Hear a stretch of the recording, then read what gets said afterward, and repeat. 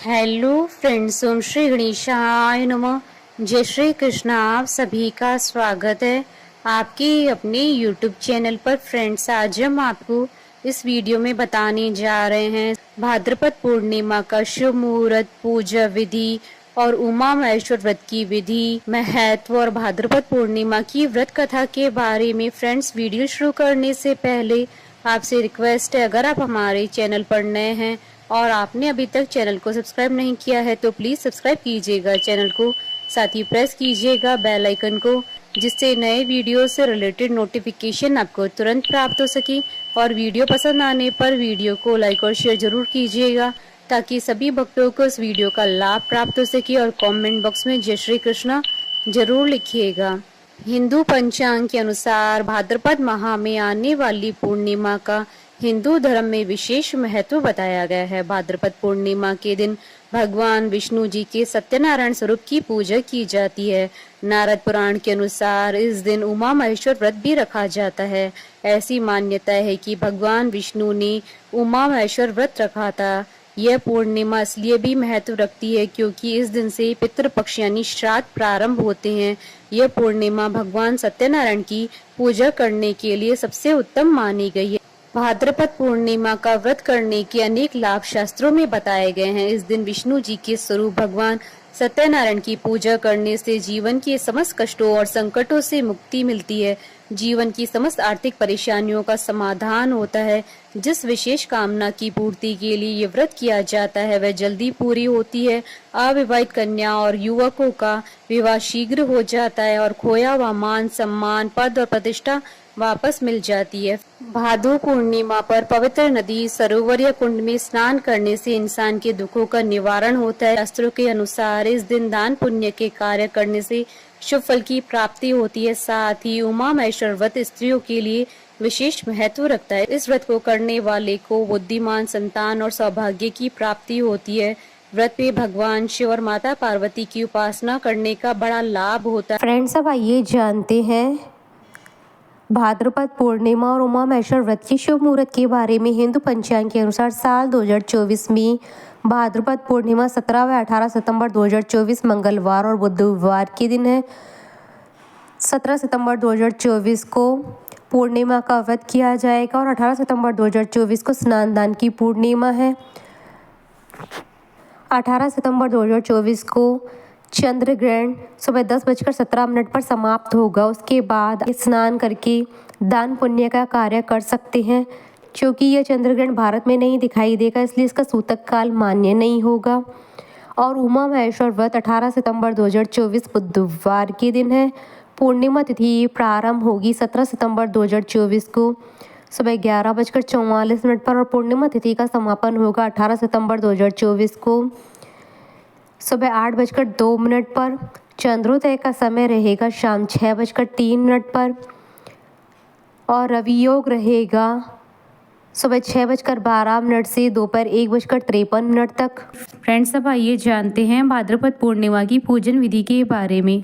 भाद्रपद पूर्णिमा के दिन प्रातः काल के समय उठे, स्नान आदि करके स्वच्छ वस्त्र धारण करने के बाद सबसे पहले पूजा घर की सफाई करें। अगर किसी पाटे पर प्रतिमा स्थापित करनी है तो पहले उस पर पीले रंग का कपड़ा बिछाएं, फिर भगवान सत्यनारायण की प्रतिमा या चित्र स्थापित करें। भगवान सत्यनारायण की पूजा में पंचामृत अवश्य बनाएं, प्रसाद में चूरमा बनाएं, विधिवत पूजा करें और सत्यनारायण व्रत की कथा सुने। इसके बाद सत्यनारायण भगवान के साथ शिव जी, माता लक्ष्मी, माँ पार्वती की आरती करें। इसके बाद सभी को प्रसाद दें और पूरे दिन उपवास करें। सूर्यास्त के बाद कुछ भी ग्रहण न करें, जल भी नहीं। रात्रि में चंद्रमा का दर्शन करें, चंद्रमा का पूजन करें। दूसरे दिन व्रत का पारण करें। इसमें किसी भी ब्राह्मण दंपति को भोजन करवाएं या भोजन बनाने की समस्त सामग्री भेंट करें। दक्षिणा भी दें। इसके पश्चात स्वयं भोजन करके व्रत का पारण करें। फ्रेंड्स, अब आइए जानते हैं उमा महेश्वर व्रत की विधि के बारे में। सुबह सुबह जल्दी उठकर स्नान आदि करके स्वच्छ वस्त्र पहन लें। इसके बाद शिव मंदिर में जाएं, वहां भगवान शंकर की प्रतिमा का जल से अभिषेक करें। फिर प्रतिमा पर बिलपत्र, पुष्प, फल, फूल, माला, पंचामृत, स्नान एवं चंदन का लेप लगाएं। भगवान शिव जी को सफेद धोती अर्पित करें। इसके बाद माता पार्वती की पूजा करें। माता पार्वती को साड़ी व सुहाग का सामान अर्पित करें। माता पार्वती को सिंदूर बहुत प्रिय है, उन्हें सिंदूर की डिबिया अवश्य चढ़ाएं। इसके बाद सभी शिव परिवार का पूजन करें, क्योंकि शिव जी की पूजा अकेले नहीं की जाती है, उनके परिवार के साथ में पूजा की जाती है। इसके बाद धूप व घी का दीपक प्रतिमा के पास जलाकर रखें। अब भगवान शिव और माता पार्वती की कपूर और घी के दीपक से आरती उतारे। अब पूजन समाप्त होने के बाद जाने अनजाने में हुई गलतियों की क्षमा अवश्य मांगी। इस दिन ब्राह्मणों को दान दक्षिणा अवश्य देना चाहिए। फ्रेंड्स, अब आइए प्रारंभ करें भाद्रपद पूर्णिमा की व्रत कथा। पौराणिक कथा के अनुसार एक बार दुर्वासा ऋषि कैलाश पर्वत पर भगवान शिव जी से मिलने गए। भगवान शिव ने दुर्वासा ऋषि को एक बिलपत्र की माला भेंट में दी। दुर्वासा ऋषि भगवान शिव जी के दर्शनों के बाद भगवान विष्णु से मिले। भगवान शिव जी के द्वारा दी गई माला को दुर्वासा ऋषि ने भगवान विष्णु को दे दी। भगवान विष्णु ने वह माला अपने प्रिय वाहन गरुड़ के गले में डाल दी। जब दुर्वासा ऋषि ने यह देखा कि भगवान विष्णु ने उनके द्वारा दी गई माला को अपने वाहन गरुड़ के गले में डाल दिया है, तो उन्हें अत्यधिक क्रोध आया और उन्होंने भगवान विष्णु से कहा कि तुमने शिव जी का अपमान किया है, तुम्हें अपने वैभव और संपन्नता पर अत्यधिक घमंड है, इसलिए हे विष्णु, मैं तुम्हें श्राप देता हूँ कि तुमसे तुम्हारी यह संपन्नता, वैभव और लक्ष्मी सब छिन जाएंगे।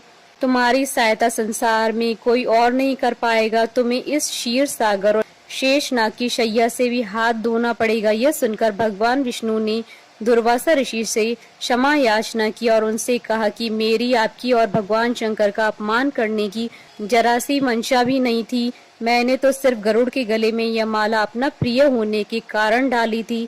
हे ऋषिवर, अगर आपको ऐसा लगता है कि मैंने आपका अपमान किया है तो मुझे क्षमा कर दे, इस समस्या का कोई मार्ग बताएं। इसके बाद दुर्वासा ऋषि ने अपना क्रोध त्याग कर भगवान विष्णु को उमा महेश्वर व्रत करने के लिए कहा और कहा कि अगर तुम पूरे नियम से यह व्रत करोगे तभी तुम्हें तुम्हारी संपन्नता प्राप्त होगी। इसके बाद भगवान विष्णु ने यह व्रत किया और दोबारा से अपनी संपन्नता प्राप्त की। बोलिए भगवान विष्णु की जय, सनातन धर्म की जय। हमारे साथ इस वीडियो में अंत तक बने रहने के लिए आपका धन्यवाद। ओम श्री गणेशाय नमः। जय श्री कृष्णा।